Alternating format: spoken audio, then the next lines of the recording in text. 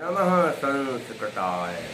संस्कृत कक्षा में आपका स्वागत। मैं प्रतीत राम, असिस्टेंट प्रोफेसर, श्री गांधी महाविद्यालय, सिधौली, सीता। आज मैं बीए भाग 1 के अंतर्गत महाकवि कालिदास विरचित अभिज्ञान शाकुंतलम नाटक पढ़ाने जा रहा हूँ। पिछले अंक में मैंने आपको बताया था कि दो तपस्वी महाराज दुष्यंत के पास आए और दुष्यंत को देख करके दोनों तपस्वी महाराज दुष्यंत की प्रशंसा करने लगे और कहने लगे कि महाराज दुष्यंत अपनी प्रजा की अच्छी तरह से देखभाल करते हैं और इनके नाम के आगे तो मुनिराज लगना चाहिए, क्योंकि इनके कर्म मुनियों जैसे हैं। पहले तपस्वी ने ये बातें कही तो दूसरे ने कहा, क्या यही इंद्र के मित्र दुष्यंत है? अर्थात ये महाराज दुष्यंत क्या इंद्र के मित्र हैं? प्रथम तपस्वी ने कहा, और नहीं तो क्या, यही तो इंद्र के परम मित्र हैं, इसीलिए इनके विषय में कहा जाता है। प्रथम तपस्वी ने अपने मित्र से कहा कि ये महाराज इंद्र के मित्र हैं, इनके विषय में कहा जाता है कि ये जो है बहुत ही महान है। प्रथम तपस्वी दूसरे तपस्वी से कहने लगा कि हे मित्र,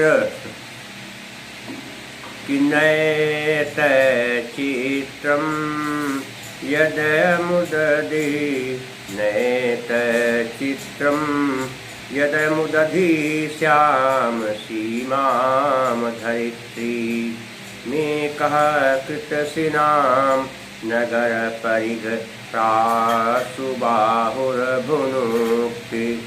आसंसन्ते समितुस सुराबद्ध वैराहि दैत्ये रस्याधिज्ये धनुषि विजयं पौरुहूते च वज्रे नएतत् चित्रम न धन एतत्। आग के बाद इसलिए वृद्धि से क्या हुआ? एक का आय बन गया, नएतत् ना धन एतत् बन गया नएतत् वृद्धि। एतत् धन चित्रम ताका चा से योग हुआ, इसलिए इसको इस के नियम से ताका चा बन गया। तो क्या नाम है? नहीं, एतत् माने यह, और क्या लिखा है? चित्रम, अर्थात जो है कोई आश्चर्य की बात नहीं। चित्रम माने कहता है आश्चर्य, ये कोई आश्चर्य नहीं है। यद अयम, यदम नहीं, यत धन अयम ताका दा, बार बार बताते हैं। ताका दा किससे बना है? झलाम जसो अंते, सूत्र के नियम से झल, ताझल है, उसका जो है आ से योग हुआ, संधि हुई, इसलिए ता का दा बन गया। ता झल है, इसलिए अपने वर्ग के तीसरे वर्ण में बदल गया। तो यत धनयम, यत माने जो अयम यह, उदधि श्याम सीमाम, उदधि श्याम सीमाम का क्या हुआ? श्याम रंग की सीमा वाली, श्याम, उदधि माने समुद्र, उदधि माने समुद्र, श्याम सीमा, समुद्र की सीमा श्याम वर्ण की है, अर्थात समुद्र की सीमा काले वर्ण वाली है। ऐसी धरित्री में पृथ्वी का, धरित्री पृथ्वी का एक अकेले, और धरती कैसी? कृत सनाम संपूर्ण, ऐसी संपूर्ण धरती का अकेले नगर परिघ, नगर की कहते परिघ, नगर के परिघ कहते द्वार के समान, नगर के द्वार के समान प्रास, नगर परिघ प्रास, प्रास होता है अर्गला, नगर के द्वार की अर्गला के समान, बाहु माने भुजा से, भुनुक्ति माने पालन करते हैं। महाराज नगर के द्वार की अर्गला के समान अपनी भुजा से पृथ्वी का पालन करते हैं। अर्गला क्या है? अब आप समझ नहीं पा रहे। आप देखते होंगे कि किवाड़ के पीछे जो है कुंडी लगी होती है, और कुंडी से किवाड़ा पीछे की तरफ से किवाड़ा बंद कर दिया गया। लेकिन जो बड़े बड़े जो है किवाड़े होते थे, द्वार होते थे, जिसे कहते हैं चैनल, कहते हैं चैनल, तो क्या करते थे?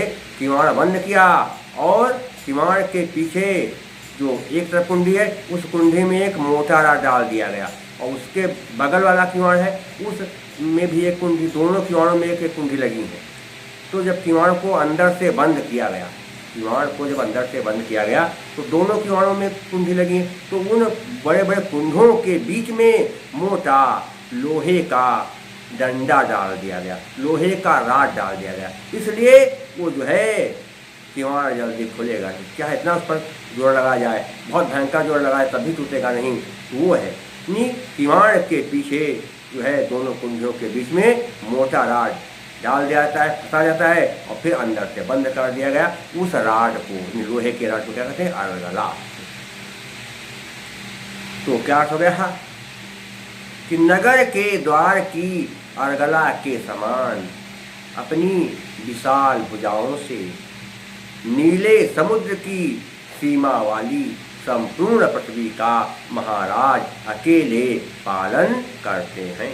आसंसन्ते, आशा करते हैं, आसंसन्ते में क्या, आशा कर समितुष युद्धों में सुरा देवताओं से वध ठाने हुए, कहते बैरा में दुश्मनी ही मैंने, क्योंकि दैत्य नहीं दैत्य, दैत्यों से, दैत्य धन अस्य बन गया दैत्य, दैत्य रस्य, दैत्य धन अस्य बन गया दैत्य रस्य।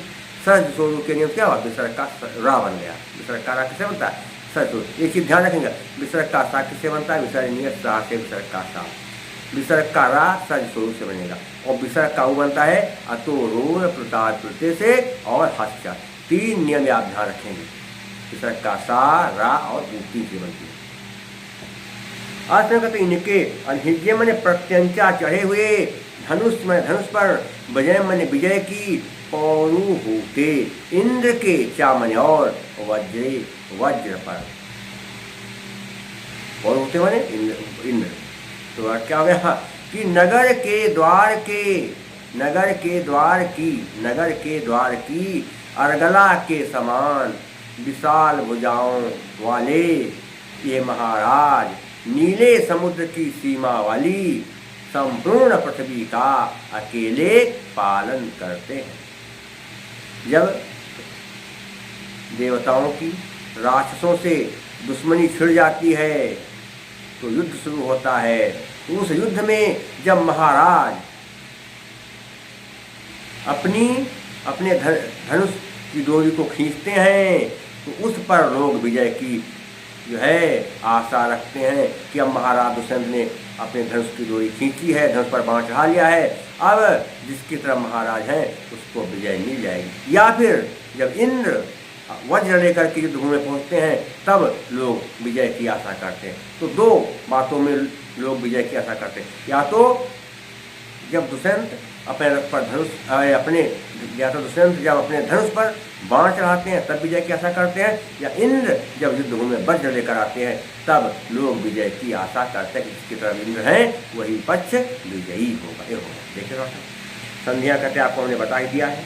और अस्याधिज अस्य धन अधिज्ञे आकाशवणे दीर्घा, समास कहाँ का देखे सर, उदधि श्याम सीमा, उदधि माने होता समुद्र श्याम, इसमें तो नहीं मिलेगा। तो श्याम सीमा, श्याम सीमा है जिसका, श्याम सीमा यस्य साह, बहुव्रीहि समास हो जाएगा।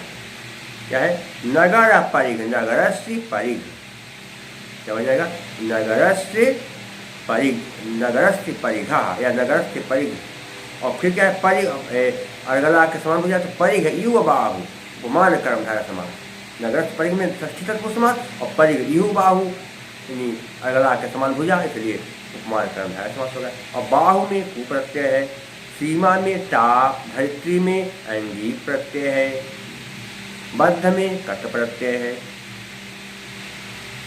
इसके अलावा इसमें क्या देखेंगे, अलंकार कौन सा हो जाएगा, तो काव्यलिंग अलंकार है। युद्ध का विजय का कारण क्या है, इंद्र की चढ़ी हुई प्रत्यंचा, या विजय का कारण क्या है, दुष्यंत की, विजय का कारण है दुष्यंत की चढ़ी हुई प्रत्यंचा या इंद्र का वय, विजय का कारण है दुष्यंत की प्रत्यंचा, चढ़ी हुई प्रत्यंचा या इंद्र का वय। इसलिए कार्य कारण दोनों से क्या है, हे तोर वाक्य पदार्थत्वे काव्यलिंगम निगद्यते। काव्यलिंग अलंकार है और दीपक अलंकार भी है। प्रस्तुत और अप्रस्तुत दोनों का संबंध एक साथ है।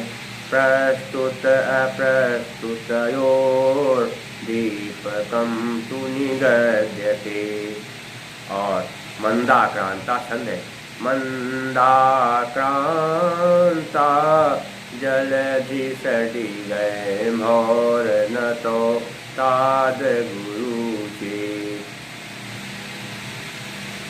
मंद जल अधिसट गए भौर। मगण कहता है मगण रगण मन और मंद, हाँ जल मंदा जल गए भौर मगण रगण भगण नगण और दो तगण हो, अंत में गुरु हो और 4 और 6 अक्षर पर विराम वहाँ पर मंदाक्रांता प्रसाद गुण वैदर्भी है। दो तपस्वी राजा के पास गए और राजा से कहा महाराज आपकी जय हो। राजा ने तुरंत दोनों तपस्वियों को प्रणाम किया।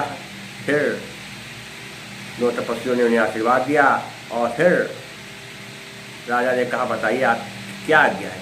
तपस्वियों ने कहा महाराज हमारे गुरु जी इस समय अपनी पुत्री का दुर्भाग्य दूर करने के लिए सोम तीर्थ गए हैं, इसलिए हमारे यज्ञ के कार्यों में राक्षस विघ्न पैदा करते हैं। हमारी आशा है कि आप हमारे यहाँ कुछ दिन और रुक जाएं, जिससे हमारे धार्मिक काम आसानी से होते रहें। राजा ने कहा ठीक है। फिर राजा ने अपने मित्र माधव से कहा कि मित्र जाओ सारथी से कह दो कि अब वो मेरा इंतजार कर रहा होगा कि पता नहीं अभी महाराज नहीं आए, जाएँ या न जाएँ, तो अभी वो इंतजार कर रहा है। मैंने उससे कहा था हो सकता है रात हो जाएगी तो ना आए तो चले जाना, लेकिन अभी रात तो पूरी नहीं हुई है, तो जाओ सारथी से कह दो कि रथ को घोड़ों के साथ में यहाँ लेकर के आ जाए और यहीं पर मेरे साथ विश्राम करे। माधव ने कहा ठीक है महाराज। और फिर माधव सारथी को बुलाने चला गया और इसके बाद दोनों तपस्वी राजा के व्यवहार पर प्रसन्न हो गए। कहा महाराज आपने हमारी प्रार्थना स्वीकार कर ली है, इसलिए आपकी हम महानता की प्रशंसा करते हैं। दोनों तपस्वी थे राजा के व्यवहार पर प्रसन्न हो गए और राजा से कह रहे कि महाराज अनुकारिणी पूर्वेशाम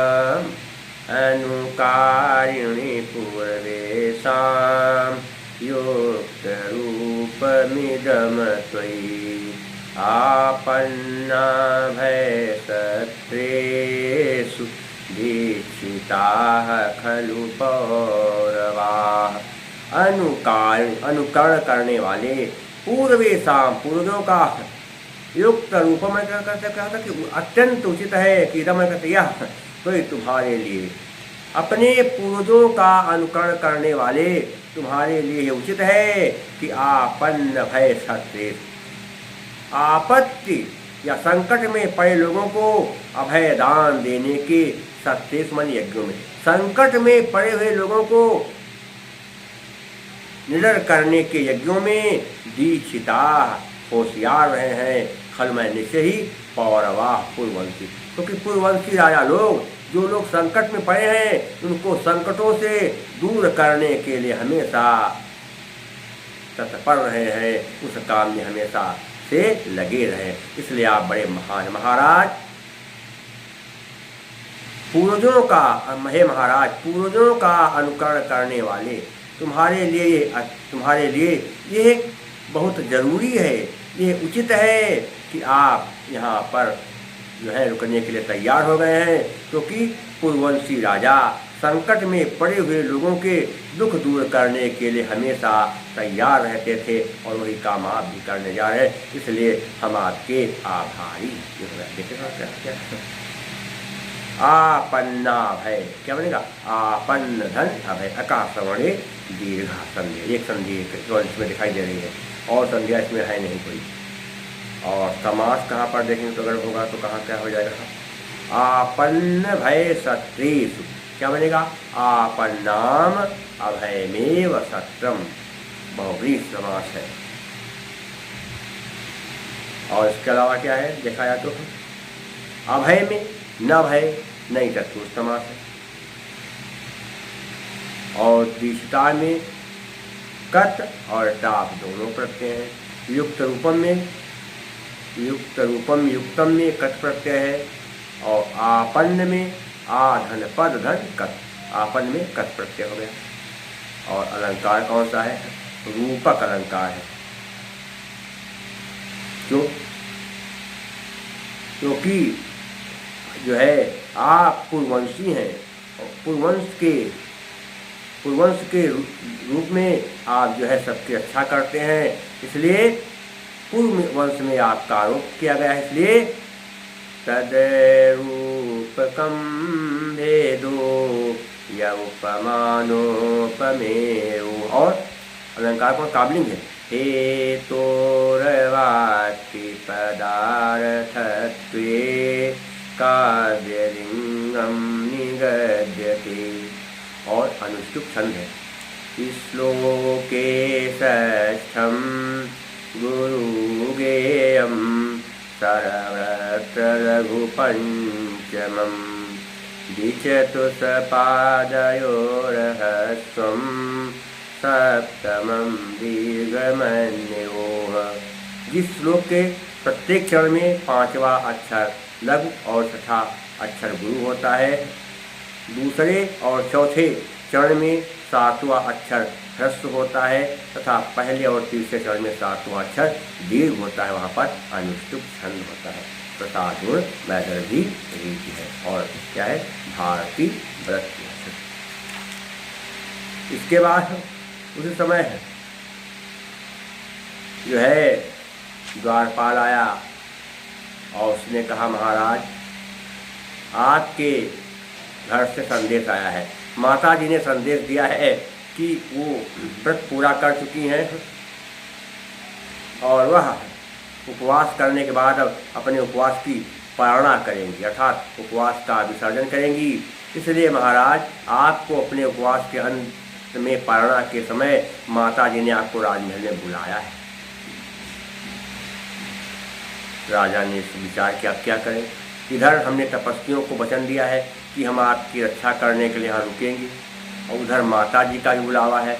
दोनों काम जरूरी हैं, मैं क्या करूँ, किसकी बात मानूँ किसकी न मानूँ। अगर यहाँ जाता हूँ तो तपस्वी जो है दुखी हो जाएंगे, और अगर वहाँ नहीं जाऊँगा तो माता जी दुखी होंगी कि दुष्यंत ने मेरी बात नहीं मानी, ये मेरा कैसा लड़का है। तो राजा ने क्या सोचा कि मैं क्या करूँ, मैं तो परेशान हो गया हूँ। राजा सोचने लगे कि मेरी स्थिति जो है बड़ी विकराल हो गई है। ये बात जब राजा ने विदूषक से बताई, माधव से, तो उसने कहा, आप त्रिशंकु के भांति बीच में स्थिर रहिए, न इधर रहो न उधर। राजा ने कहा, वास्तव में मैं बड़ा परेशान हो रहा हूँ, मैं क्या करूँ, समस्याएं दोनों लंबी हैं, क्या करें। यहाँ से जाएं तपस्वी नाराज, और वहाँ नहीं जाएं माता जी दुखी, तो बड़ी स्थिति खराब। राजा कहने लगे, हे मित्र, कृत्योरभिन्न देशत्वात्, कृत्योरभिन्न देशत्वात् द्वैधी भवति मे मनः, पुरः प्रतिहतं शैले श्रोतः श्रोतो अहो यथा। कृत्योर, मैं कहता है दो कार्यों, कृत्यो नहीं कृत्यो, सदो से क्या विसर्ग का रा बन गया है। कृत्यो धन भिन्न, कृत्यो माने कार्यों के, भिन्न माने विभिन्न, और देशत्व देशों में होने से दो कार्य हैं, और दोनों कार्य अलग अलग देशों में होने से द्वैधी भवत, कि दुविधा में पड़ रहा है मैं मना, मेरा मन। दो काम पड़ गए, और दोनों काम दो देशों में, दोनों काम अलग अलग देशों में हैं, इसलिए मेरा मन बड़ा दुविधा में पड़ रहा है कि मैं यहाँ रुकूं कि अपने नगर को जाऊँ, अपनी माँ के पास जाऊँ, क्या करूँ। पूरा प्रतिहतम, पूरा मैं कहते आगे सामने, प्रतिहतम टकराए हुए, कहते क्या है, शैले पर्वत से, स्रोतः बहाव, स्रोतो वहाँ मैं नदी के, स्रोतो वह नहीं, स्रोतो वह नहीं, स्रोतो वहाँ धन्य था, हस्या से क्या विसर्ग का वो बन गया, आलूना से वो बन गया। तो नदी के यथा मने जैसे, दो काम है और दोनों काम अलग अलग स्थानों में पड़ गए हैं, इसलिए मेरा मन दुविधा में पड़ गया है कि मैं कौन सा काम करूं, कौन सा ना करूं। ऐसी स्थिति में मेरी स्थिति पर्वत से रुके हुए नदी के प्रवाह के समान हो गई है। जैसे नदी का पानी बहुत तेजी से बह रहा हो और सामने पहाड़ आ जाए, नदी का पानी बहुत तेजी से क्या कहते हैं बह रहा हो और सामने पहाड़ आ जाए, तो नदी का पानी जो है ना सामने जा नहीं पाता है और इधर भागता है, कुछ दाएं ओर कुछ बाएं ओर भागेगा। नदी का बहाव बहुत तेजी चल रहा हो, सामने जो है पहाड़ आ जाए, तो जो है नदी का जो बहाव है साफ सीधे से नहीं जा पाएगा, तो थोड़ा दाएं जाएगा, थोड़ा बाएं, कहीं इधर कहीं उधर। वैसी स्थिति मेरी भी हो गई है, क्योंकि काम दो जगह हैं और दो जगह है, दो स्थानों पर है, इसलिए मेरा मन दुविधा में पड़ गया है। जैसे नदी का बहाव होते से जा रहा हो और रास्ते में पहाड़ आ जाए तो नदी का पानी इधर उधर भागने लगता है, वो सीधे जा नहीं पाता, वो स्थिति मेरी हो गई है। देखिए क्या है आगे, देशत्वाद द्वैधी, देशत्वाद धन द्वैधी, झलाम सुनते से क्या होता का दा बन गया। तो हमें बता दिया वो धन्य था, हस्या है, हस्या से विषय का वो बना, फिर का वो बना याद हुआ, तो ये हो गया। आगे देखिए क्या है कि समास में अब कहाँ पर इकट्ठे हो जाएंगे, इसका ध्यान देना है। कार्यों के भिन्न होने से द्वैधी भवति, दुविधा में हो रहा है जो वह, तो द्वैधी भवति यह, द्वैधी भवति यह सह, बहुब्री समास हो जाएगा। प्रतिहतम सय, क्या लिखा, प्रतिहतम टकराए हुए, सय से आगे नहीं बन पाएगा, इसमें कहीं पर जो है अन्य जो है समास देखा जाए तो कहीं समास पर दिखाई नहीं, तो नहीं बन पाएगा कि द्वैधी भवति यह सह। और प्रत्यय कहाँ, मना में घई प्रत्यय है, और इसके अलावा प्रतिहतम में कत प्रत्यय है, और तो वहाँ में स्रोतस धन, वह धन क्यूप प्रत्यय, क्यूप आप न पढ़े कोई दिक्कत नहीं। और प्रतिहतम तो लिखा है, हतम में क्या है, कत प्रत्यय है, ध्यान दीजिए। अलंकार कौन सा हो जाएगा देखेंगे तो ध्यान से कि क्या अलंकार में बनेगा।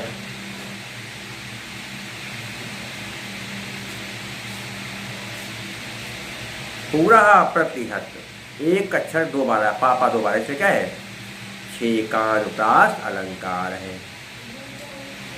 और मेरा मन दुविधा पड़ गया, क्यों, क्योंकि काम दो जगह है, इसलिए दुविधा पड़ा, कारण दोनों, कार्य और कारण दोनों है, इसलिए क्या होगा, हे तो रवाति पदार्थत्वे काव्यलिंगम निगद्यते, काव्यलिंगम। और उपमा भी है, मेरे दशा कैसे है, नदी के बहाव समझ ले, प्रस्फुटम सुंदरम सामीपेत्यधिधीयते।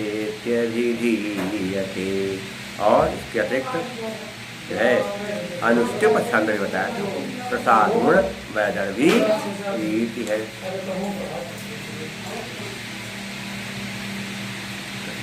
राजा ने अपने मित्र से कहा कि हे मित्र, अब मेरी इच्छा है कि अब मैं वहाँ अगर जाऊँगा तब भी दिक्कत, और तुम तपस्वियों की रक्षा कर नहीं पाओगे, राक्षसों का सामना तुम कर नहीं पाओगे, इसलिए मेरा विचार ये है कि तुम राजमहल चले जाओ, क्योंकि मेरी माता तुम्हें भी मेरे जैसा ही मानती, तुम्हें भी अपना पुत्र मानती हैं, और तुम राजमहल चले जाओ। कह देना कि दुष्यंत इस समय जो है बहुत जो है गंभीर कार्य में पड़े हुए हैं, बहुत जरूरी काम में वहाँ फंसे पड़े, इसलिए इस समय वहाँ नहीं आ पाए हैं, वहाँ तपोवन में है इस समय, तपस्वियों की रक्षा करना उनका पहला धर्म है, इसलिए वो नहीं आ पाए हैं और मुझे भेजा है। तो उसने कहा कि चलो ठीक है, आपकी आज्ञा है, आपकी बात मैं मानूंगा। मैंने कहा तुम चले जाओ, बता देना कि वो तपोवन में है, तपस्वियों की रक्षा कर रहे हैं, क्योंकि मेरी माता तुम्हें भी पुत्र जैसा जो है प्यार देती है, तुम जाओ। उसने कहा ठीक है महाराज, मैं आपकी बात मानूंगा और मैं वहाँ चला जाऊँगा। मैंने कहा ठीक है, लेकिन एक चीज़ सुन लो, वहाँ जाना तो यहाँ की बातें वहाँ मत बता देना किसी से कि राजा वहाँ गए हैं और शकुंतला के चक्कर में पड़ गए हैं, उससे प्यार करने लगे हैं, इसलिए नहीं है, ये सब बातें वहाँ मत कहना। राजा ने माधव से कहा कि हे मित्र, क्व वयं क्व परोक्ष मन मथो, को अयं क्व परोक्ष मन मथो, मृगसावैः सममेधितो जनः, परिहास विजल्पितं सखे परमार्थेन न गृह्यतां वचः। को वयम कहाँ हम, को कहाँ परोक्षमहन मथो, काम भावना से अनभिज्ञ, काम भावना से दूर रहने वाली मृग सावय, मृग सावकों के साथ। क्या लिखा है? मृग साव समम मने साथ, मेध एध समम एधितो, ये तो नहीं एधिता बनेगा, बढ़ा हुआ, पलकर बढ़ा हुआ, जना मने प्राणी। कहाँ हम लोग और कहाँ काम भावना से दूर रहने वाली मृग सावकों के साथ पल करके बड़ी हुई शकुंतला। हम दोनों बड़ा अंतर है। परिहास विजल्पित, हंसी मजाक में कही गई, सखे मन मित्र, परमार्थेन सच या यथार्थ, न मैं कहते नहीं, गृहीताम समझ लेना, वचः माने बात। हे मित्र, मैंने तुमसे हंसी मजाक में जो बातें कही हैं उनको तुम सच मत समझ लेना।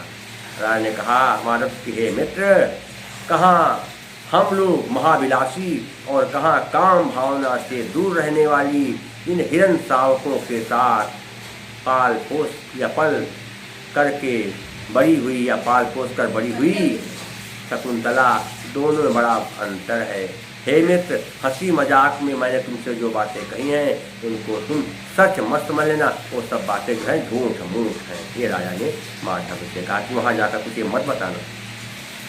देखिए क्या है, मन मथो धन मृग, मन नहीं, मन मथा धन मृग, मथा था में आ पर विसर्ग उसका माँ है, इसलिए क्या होगा, हंस चा के नियम से विसर्ग का ऊपर। फिर समझ लीजिए क्या होता है, छोटा पर विसर्ग हो, उसके के बाद किसी वर्ग का तीसरा चौथा पांचवा अक्षर हो या रावा हा हो तो संधि करने पर विसर्ग का ऊ बन जाता है। तो क्या हो गया, मन मथौ विसर्ग का मन मथौ धनु, मन मथौ धन नहीं, मन मथौ धन मृग, मन मथौ धन मृग।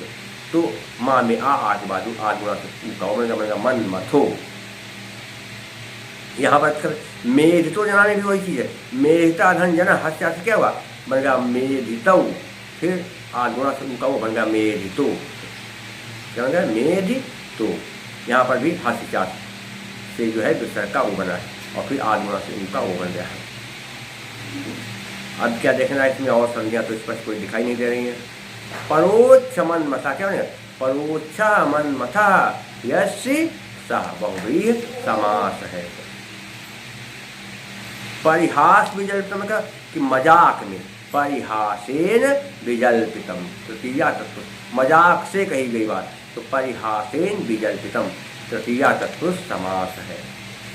और क्या क्या देखेंगे, परोक्षम में अच प्रत्यय है और मनमथा में भी अच प्रत्यय है, और परिहास में क्या लिखा है, परिहास, परिहास में कत प्रत्यय है और जल्पितम में भी कत भी उपसर्ग है, जल्प धातु कत प्रत्यय हो जाए। और अलंकार कौन सा हो जाएगा, कि काव्यलिंग अलंकार है। दो क्या है कि जो पहले बातें बताई गई हैं कुछ लोग उसको कुछ परिकर भी मानते हैं अलंकार, लेकिन जो बातें मैंने तुमसे कही वो सब मजाक है। क्यों मजाक है इसका देखा जाए तो इसको तुम सच मत समझना, क्योंकि जो लोग हिरणों के साथ रहते हैं वो कहाँ एक विलासी हो सकते हैं, इसलिए काव्यलिंग अलंकार। लेकिन कुछ लोग उसमें मानते हैं परिकर, कि शकुंतला के विशेषण की वो क्या है, हिरणों के साथ पली बड़ी है और काम भावना से दूर है, इसलिए वो तैर विशेषण साभिप्राय परिकरो मता, परिकर अलंकार है। और क्या है, वियोगिनी छंद, क्या होता है कि विष में सजा गुरु समें समरालोवथ गुरुर वियोगिनी। वियोगिनी के छंद के प्रथम और तृतीय चरण में, वियोगिनी के प्रथम और तृतीय चरण में 10 वर्ण होते हैं। ये अर्ध समवृत्त है। और इसके अलावा प्रसाद गुण है, वैदर्भी रीति है, भारतीय व्रत, इसका सब आपको बता चुके हैं कई बार। तो शेष बातें मैं आपको अगले अंक में, तो आज दूसरा अंक भी समाप्त हो गया है। तब तक के लिए नमः संस्कृताय।